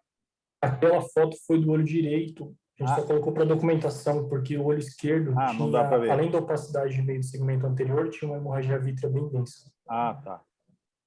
Então, você pode tirar esse corpo estranho via pars plano ou você pode tirar o cristalino e tirar pelo segmento anterior. Qual seria a opção melhor para fazer a remoção? Tem que fazer a localização perfeita, né, Sérgio? Quer dizer, isso aí é um atomo, teria que fazer. A gente fazia muito antigamente, o Yoshitaka fez e eu fiz muito, que era o método de Kronberg com raio-x, e a gente localizava para ver se era imantável ou não, certo? Então, quando o corpo estranho estava anterior ao equador, a gente sempre preferia remover pela esclera. posterior ao equador, aí a gente fazia a remoção via pars plana, e aí também, quer dizer, isso no caso de ser imantável. Não imantável não tem muito outro. A única maneira seria intraocular mesmo. Então, John, aí parece que ele está no Equador. Você sabe o que ele estava usando? Você sabe dizer? O que ele estava martelando? Ele disse que estava martelando um prego mesmo. Então deve ser imantável. Exato, ele disse que viu que o objetivo no olho dele era metálico. Então, deve ser imantável. Eu faria a localização com ultrassom, para ver aonde que ele está localizado. Sim. Tem uma tomografia aí, John. Ele está no meio do olho, tá no Equador, tá vendo? Sei. Não, aqui você está vendo um corte só, né? Uhum, você está vendo? Eu quero ver um sagital também. Isso aí não é sagital, esse é horizontal. Mas qual a variabilidade? Certo. Qual seria a variabilidade técnica? Ele deve estar no polo posterior. Se ele tivesse anterior, sem dúvida, eu poderia usar um eletroímã e tirar ele pela esfera. Ele não é pequeno, não, hein? Ele é grande, né? Mas esse caso, sem dúvida, eu faria uma vitrectomia. Tá? Esse caso. Certo. Alguém faria alguma outra técnica? Porque a gente tem eletroímã, porque se lembra, Diogo, quando eu fiz residência, a gente tinha um eletroímã que era gigantesco. Mas eu não sei onde está o nosso. Eu acho que o Yoshitaka doamos. A gente tinha um menor. E eu tinha um eletroímã, aí eu tenho ainda, está no consultório. Um eletroímã manual que é extraocular, não é aquele permanente que é intraocular, que eu tenho também. Mas eu tenho um. E aí, quando era anterior, eu conseguia fazer, tá? Mas esse eu acho que está mais posterior, né, John? Então é difícil, você tem que abrir uma incisão para tirar, certo? Não, sem problema. Mas aí eu estou falando, você pode até mobilizar ele anteriormente via pars plana, trazer ele para frente e você ampliar a esclerotomia. E aí, se você pega com esses ímãs, como é que chama? Permanentes, né? Esses ímãs permanentes dá para trazer. Então, mas via pars plana. Via pars plana. Então, basicamente, é isso que a gente tem que diferenciar. Se você tira via pars plana, você remove o cristalino e tira pelo limbo, que vai, eu acho que dá muito mais trabalho, né? Alguém faria alguma forma, tiraria de alguma forma diferente? Leandro, você está aí? Não. O cristalino está transparente, né? O cristalino está, aparentemente, sim. Porque isso entrou pelo Equador mesmo, né? Eu também acho. E é um jovem, né? Eu acho que eu faria isso. Tá. Hélio, alguma alternativa? Não, acho que é isso aí. Eu só entraria explorando por fora um pouquinho mais, abriria a conjuntiva para ver se eu conseguia localizar ele por fora, mas se não tivesse muito exposto para fora, eu faria a vitrévia pars plana mesmo. E ampliando a pars plana, porque ele tem 6 milímetros, né? Uma incisão grande via pars plana, né? Mas dá para tirar por lá. Perguntar para o Epitácio, que entre muita cirurgia aí, por causa do pronto-socorro, Epitácio, você consegue falar aí? Faria alguma forma diferente? Não? Oi, professor. Assim, eu faria uma vitrectomia também. Apesar dele ter 6 milímetros de extensão, estou meio ofegante que eu estou caminhando, desculpa. Apesar de ter 6 milímetros de extensão, pela porta de entrada, provavelmente ele deve ser mais estreito. Isso. Então, porque se fosse uma extensão de 6 milímetros, certamente o olho estaria completamente hipotônico, né? Uhum. Então, eu acho que é tranquilo tirar pela pars plana. Provavelmente você vai ter que abrir menos, tira pelo diâmetro menor dele, certo? Isso, você tira pelo diâmetro menor. Uhum. E aí, nessa cirurgia, para os fellows, acho que um cuidado maior é você fazer uma base vítrea bem feita, né? E principalmente no local onde você vai tirar o corpo estranho, você revisar bem a base depois para ver se não fez nenhum rasgo, entendeu? Isso. Paciente jovem, né? 34 anos. Claro. Então, a chance de você fazer um uma ruptura iatrogênica grande. E num olho com trauma e com hemorragia, você ter um PVR, se tiver um descolamento de retina, é bem possível, né? E nesses casos, particularmente, eu tenho preferência em relação ao substituto em deixar óleo de silicone também, porque geralmente tem rasgos grandes associados, né? E é um olho que tem uma chance grande de evoluir com formação de PVR e redescolar no pós-operatório, entendeu? Certo. Ótimo. Perfeito. Mas eu fiz alguns grandes aqui no HC maior até, tipo de 8, 9. Só que quando você vai ver o menor diâmetro, ele tem um diâmetro às vezes de 3, 2, entendeu? E aí você, na hora da retirada, você posiciona ele para tirar pelo menor diâmetro.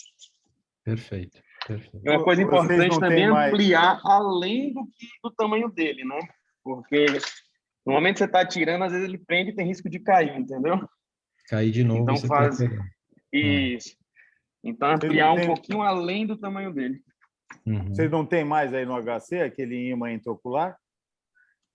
Professor, eu fiz alguns corpos estranhos aqui, eu nunca vi esse ímã, não. Okay. A gente sempre fez vitrectomia. Já sumiu, porque ele é 19 gauge, entendeu? Ele é 19 gauge, você pode usar ele intraocular. E quando é ímã, quer dizer, ele sempre vai se orientar pelo menor diâmetro, né? Tá? A gente tem uma pinça muito boa aqui no HC, que é de 20 gauge. Ela tem uma pega muito boa e, geralmente, quando você coloca no menor diâmetro direitinho, sai tranquilo, sem dificuldade. E, geralmente, quando a gente tira pela esclera com a extensão até 6 milímetros, você consegue ampliar sem nenhum problema, sem perder o arcabouço, a formação, o tônus do olho, entendeu? Então, acho que é tranquilo tirar pela paz plana. Uma coisa interessante, que geralmente eu faço diferente, a incisão que provavelmente eu vou tirar, o corpo estranho, geralmente é pela mão dominante, eu que sou destro, eu faço a incisão meio que radial ao limbo, entendeu? Para meio que quando você ampliar, você manter um corte meio que único, não ficar meio que um formato de T.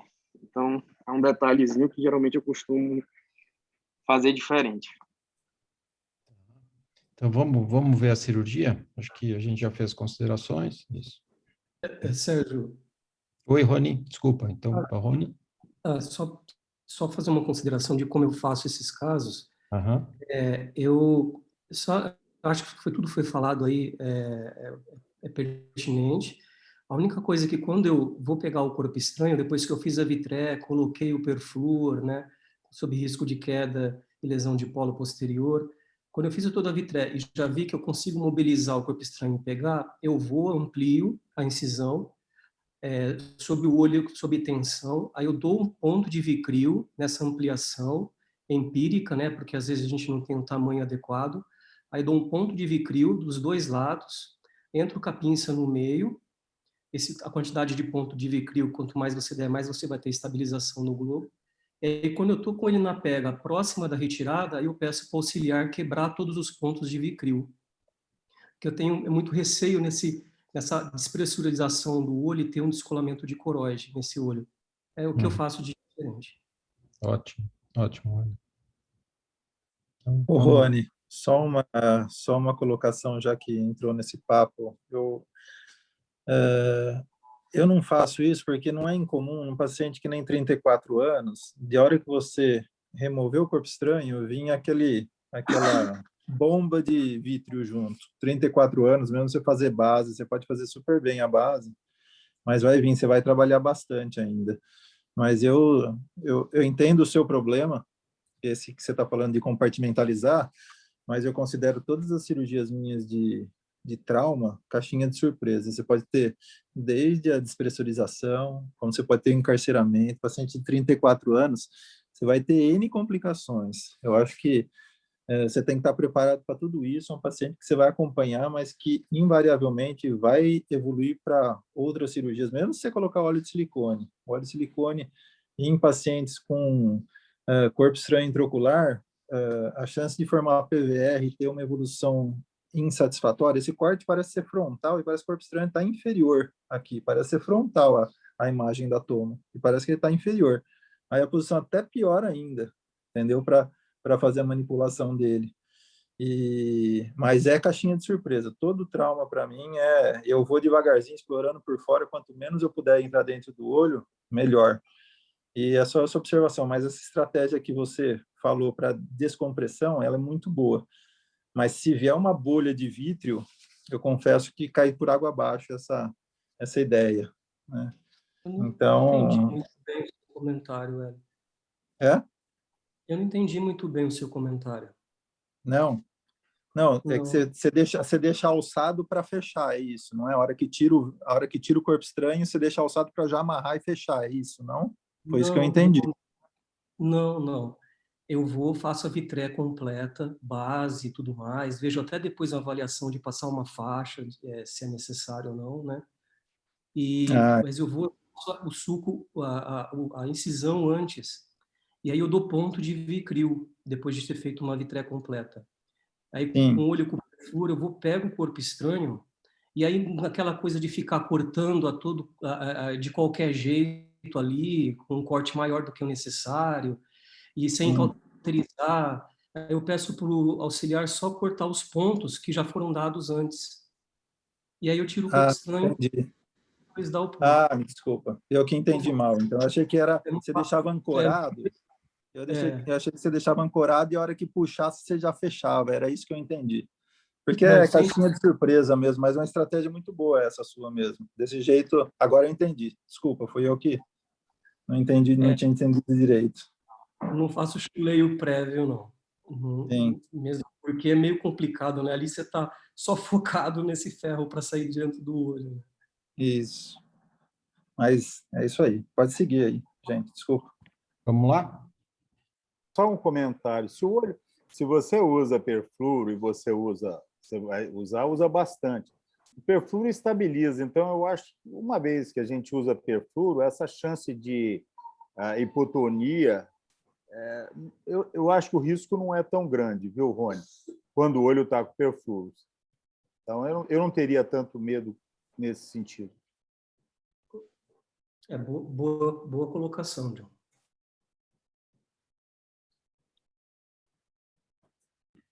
Então, caixinha de surpresa, em resumo, caixinha de surpresa. Exato. Isso aí.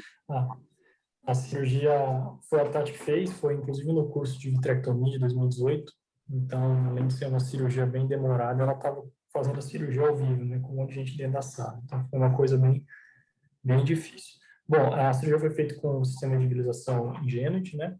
E o primeiro passo foi realmente a escolha do local de retirada do corpo estranho. E como já tinha essa porta de entrada, aqui na região temporal superior, foi escolhido esse mesmo local.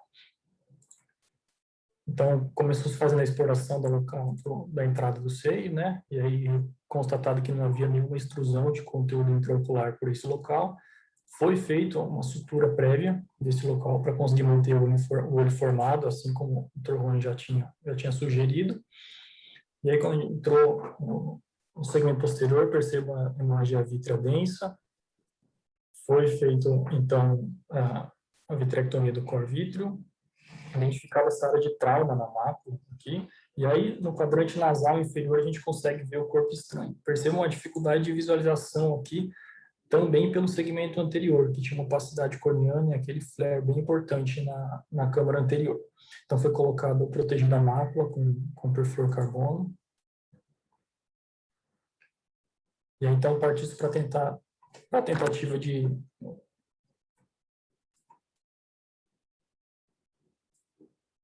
para tentar tirar o corpo estranho com esse forceps de basket primeiro.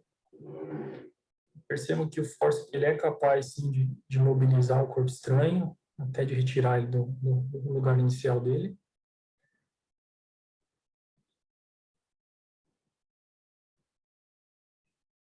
E então o corpo estranho caiu lá para o polo posterior, que já estava protegido com perfluoro. E aí vejo que o forceps de basket ele não é eficaz, ele não consegue agarrar esse corpo estranho devido à posição que o objeto ficou. E aí, nesse momento, eu queria pedir mais sugestões, o que a gente poderia fazer nesse momento. Algum comentário? Uma das grandes dificuldades nessa cirurgia é justamente você envolver bem o corpo estranho em uma pega única, você conseguir retirar.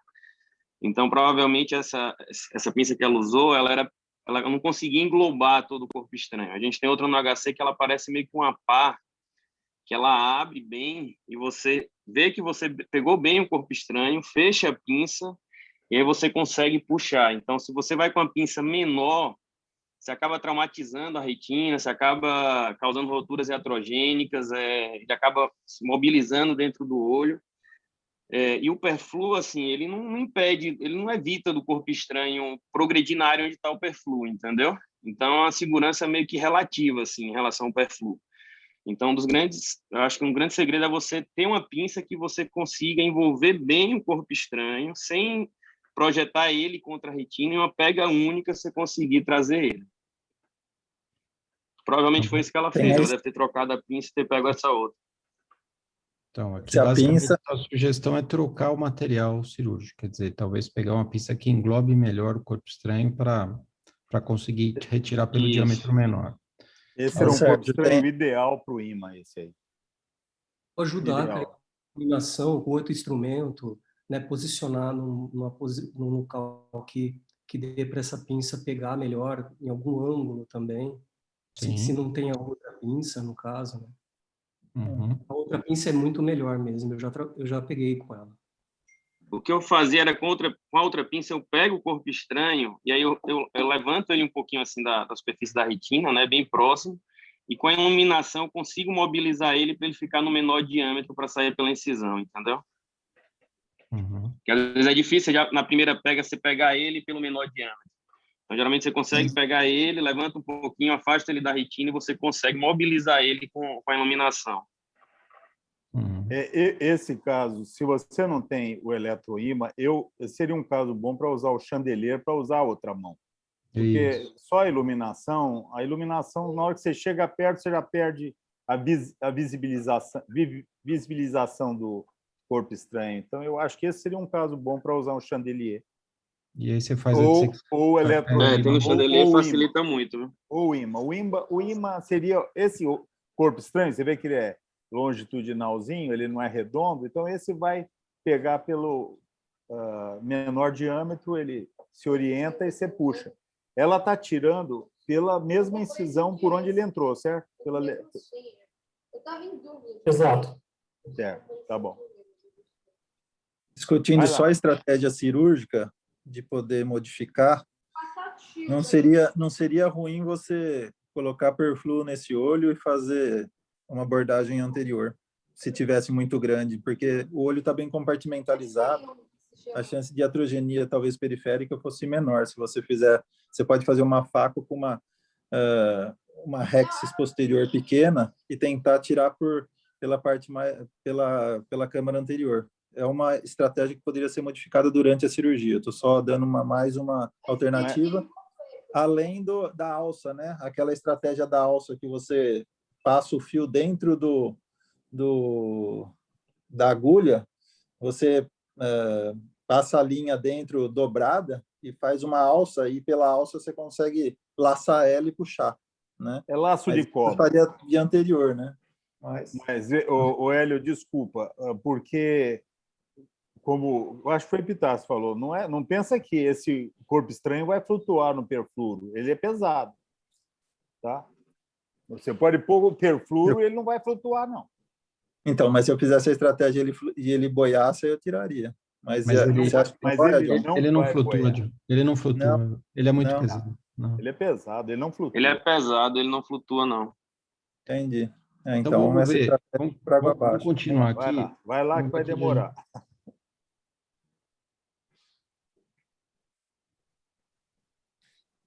Bom, então a próxima estratégia adotada foi tentar retirar justamente com essa alça de mercilene montada em um gelco, assim como o Dr. Hélio sugeriu.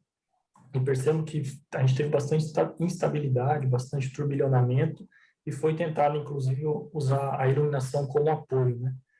Aí, então, como estava muito difícil, foi optado por utilizar um chandelier para conseguir utilizar uma técnica manual, mas percebam como o chandelier parece que até piorou um pouco a visualização, né? Que foi uma outra grande dificuldade dessa cirurgia.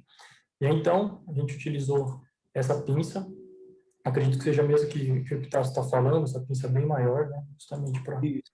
Isso. Essa pinça é essa mesmo, viu? Ela é excelente. E aí percebam que foi do jeito que o Pitácio está falando. A gente conseguiu pegar E aí, na hora de tentar retirar, esse corpo estranho acabou novamente caindo lá para o fundo. Então, foi feita uma nova tentativa, né? Aí sangrou na mácula. Exato. Aí, mais uma vez, acabou caindo. Então, foi optado por aumentar, ampliar essa porta de entrada do corpo estranho. E aí, uma nova tentativa de retirar.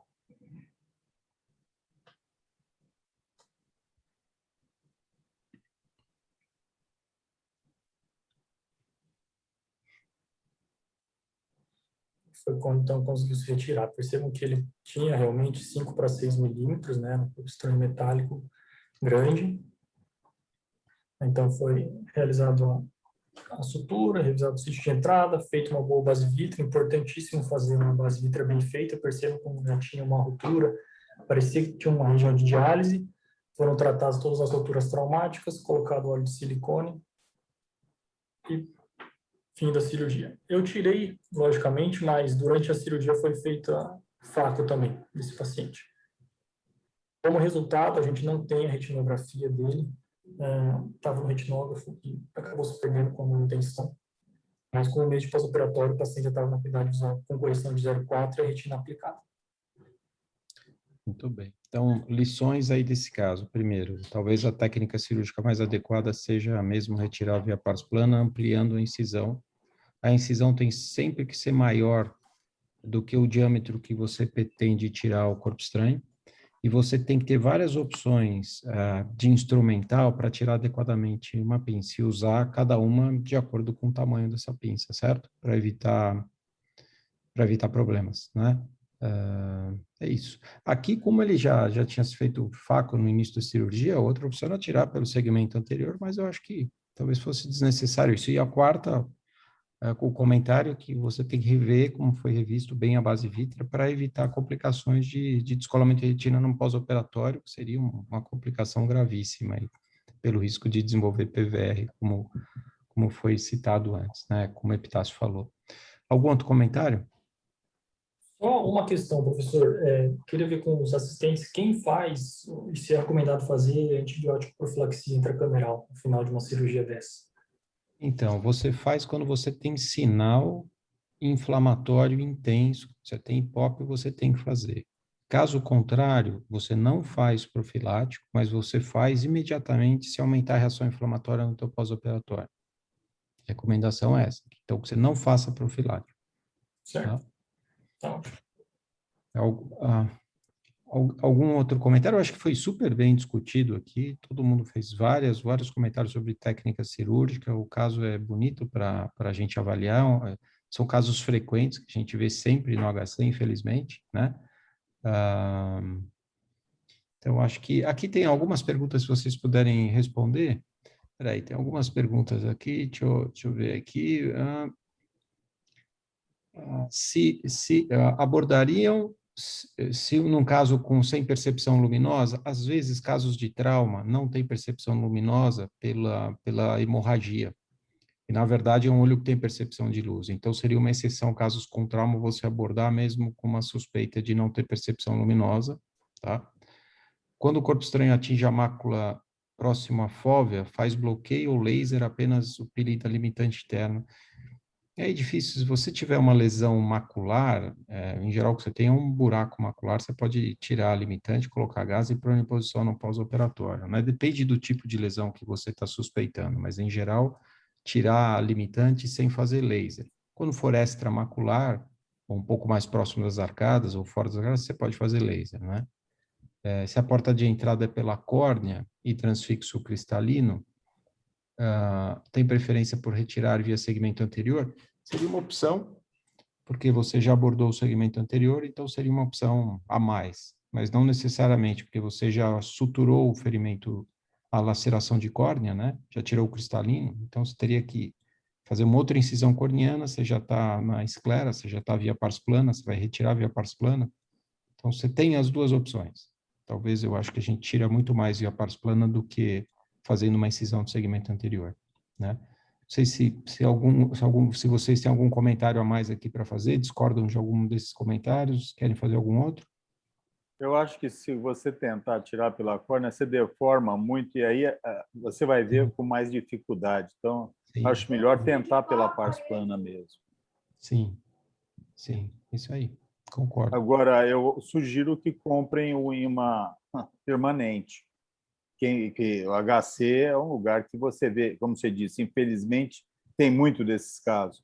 Compra daquela firma, tem uma firma indiana, eu esqueci o nome dela, eles têm esse imã permanente, não é caro, e acho que tem 3 pontas, assim, acho que tem uma 18, 19, 20, tem vários diâmetros. Uhum, uhum. Se tem, a Mirella está perguntando se tem algum limite de tamanho para retirar via pars plana. Eu acho que talvez entre 6, 7, 8 milímetros. O que a gente está vendo aqui é que esse corpo estranho ele tinha 6 milímetros, a largura dele, quer dizer, o diâmetro menor dele deve ter 3 milímetros. Você vê, com 3 milímetros ele sai bem, né? Talvez com 5, 6 milímetros, talvez seja o limite para você tirar via pars plana. Alguém fala sobre essa limitação? Um outro comentário sobre isso? Eu acho que é isso mesmo, professor. 6 milímetros acho que é um ponto de corte bom. E geralmente ele sempre tem um diâmetro menor, como é esse caso aí. Você vê que ele é 6, mas provavelmente por 3 você consegue tirar ali por uma incisão de 4 com tranquilidade. Tinha um grupo que gostava de fazer nessa área aí, por onde entrou o corpo estranho, tinha um grupo que gostava de fazer, uma vez ter removido e suturado, e fazer crio nesse local, porque você não conseguia ver muito bem essa região aí, então se faria uma crioterapia, né? Que eu acho que só poderia provocar, vamos dizer, PVR se você deixasse muito sangue na base vítrea ou se tivesse já um DR. Caso contrário, acho que não iria contribuir tanto assim. Sempre considerar passar um elemento introflexor nesses olhos traumatizados. A gente sabe que tem a porta de entrada, mas se você suturar bem, é totalmente factível passar uma faixa com cuidado, porque esses casos vão para descolamento de retina com PVR em 50% deles, né?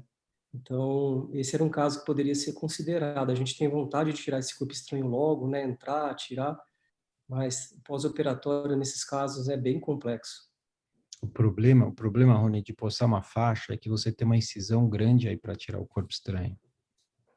Então, se você acabou de fazer a sutura e a faixa, eu acho que ela acaba atrapalhando aí, sabe? Esse caso especificamente eu deixaria sem faixa. Eu entendo o que você quer. O que o Rony quer é proteger trações para evitar descolamentos com a faixa. O problema é quando você faz uma incisão grande assim e você vai ter que suturar isso e além disso você tem que apertar a faixa. É complicado. Então, uma coisa, você apertar a faixa, você altera a força dos pontos em que você deu. Então, você acaba tendo vazamento pela tua sutura. Então, é mais difícil fazer isso, né, Rony? Então, mas você pode apertar no final. Você deixa ela passada, aí faz todo o trabalho, deixa ela só fixada, e aí no final você vai... Eu acho que quando você tem lacerações, você aí fez uma laceração para tirar o corpo estranho, é difícil você passar faixa. Eu concordo com você totalmente em traumas contusos, quando você tem rupturas. Aí eu concordo. Mas talvez com laceração, você tendo que fazer as duas coisas, a cirurgia, puxa, é difícil. Porque o que acontece é que esses olhos que têm muita hemorragia vítrea, ele deixou muita base vítrea, porque ele tem medo de chegar perto da hora serrata, que ele não consegue ver, aí ele não consegue saber se vai pegar a retina, e há um receio muito grande dele se aproximar e fica muita base vítrea, como ficou aqui. E aí, com essa rasgadura aí, a coisa fica bem complexa. Então, Rony, eu acho que você tem razão, eu concordo com a sua razão. Eu estou falando a viabilidade técnica para você fazer isso, é difícil. É difícil. É difícil você estar com uma faixa suturada, apertar a faixa e com uma incisão que você tem que fazer, suturar toda essa incisão na esclera aí que você fez, fora a outra que você já suturou de entrada. Então, seria uma opção se fosse mais, se tecnicamente fosse mais fácil, Rony, eu concordo com você. Não, mas você poderia fechar o trauma, a lesão, coloca uma faixa 240, só não aperta ela, faz essa cirurgia que fez, sutura a laceração e dá um apertozinho na faixa. Isso aí dá para fazer tranquilo. Dá para fazer, só que faixa 240 vai ter pouca utilidade para você. Eu colocaria, se for colocar aí uma faixa 40, 42, né? E aí você apertando, John, mesmo que seja uma faixa 240, se você apertar, você vai ter que rever tua sutura aí que você fez na Pars Plana, hein? Acho que não. Bom, tudo bem. Eu acho que não. Mas não é fácil, não é simples, não é uma coisa simples. Eu concordo em teoria com você, Rony. O problema é a dificuldade de você fazer isso nesse caso especificamente aqui, né? Mas eu acho que a gente falou várias coisas aqui, abordou bastante, a gente está muito fora do horário, essa reunião é para acabar às 8h15, são 15 para as 9, mas a discussão foi super interessante de todos os pontos, do caso clínico, da imagem, do artigo e agora da discussão cirúrgica. Parabéns, Sumita, o caso é ótimo, parabéns a todo mundo que fez a discussão, a todos que assistiram, e foi excelente. E a gente então faz outra reunião na próxima quinta-feira, às 7 horas, tá? Bom finalzinho de semana para todo mundo. Um abraço para todos vocês aí. Um abraço.